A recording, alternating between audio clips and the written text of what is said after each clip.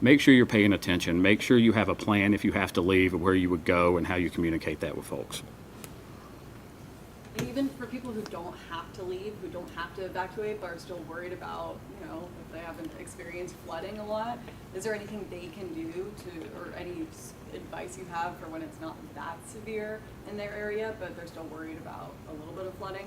Yeah, the National Weather Service issues flash flood warnings, and then at the bottom of those warnings, we have some type of tag that goes along with it.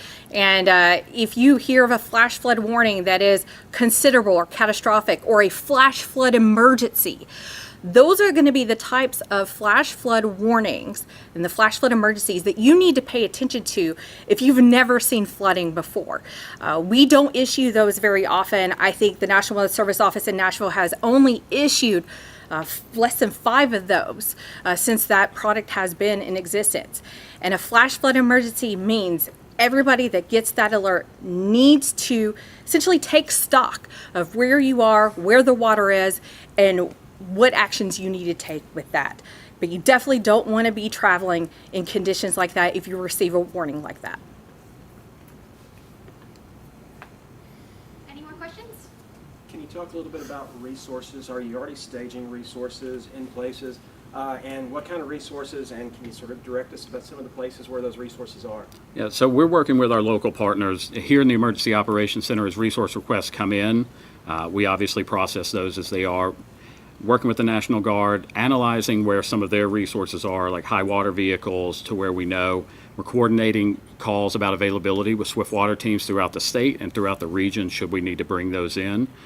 And so that is the method that we're going about it right now. Obviously, we're looking at West Tennessee as the first impacts, but as you heard Ms. Hurley say, Middle Western Tennessee is also. So we're being strategic in the way we look at these things and not just shifting everything one way to have to immediately bring it back. Hopefully that answers it. Over the weekend, we saw some severe weather also, and some areas are still recovering from that right there. Can you talk a little bit about how we haven't recovered from that, and now this is sitting down on top of us again, how that's going to affect what we're about to get?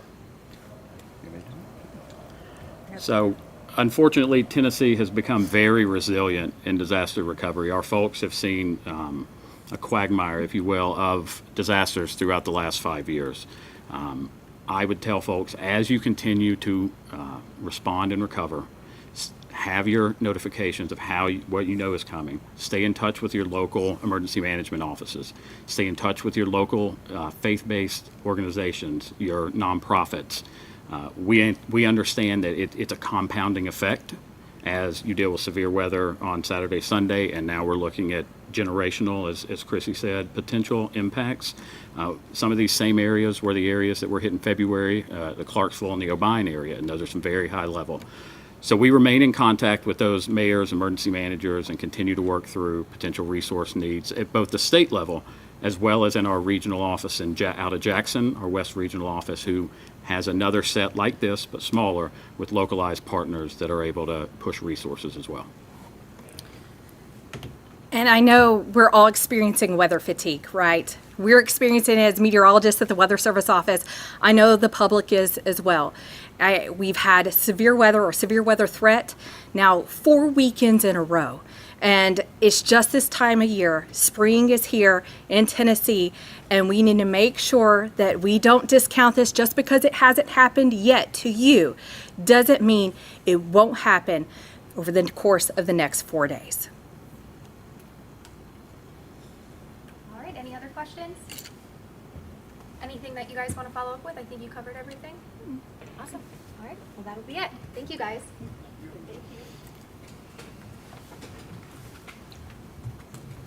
Thank you. You're very welcome. Thanks for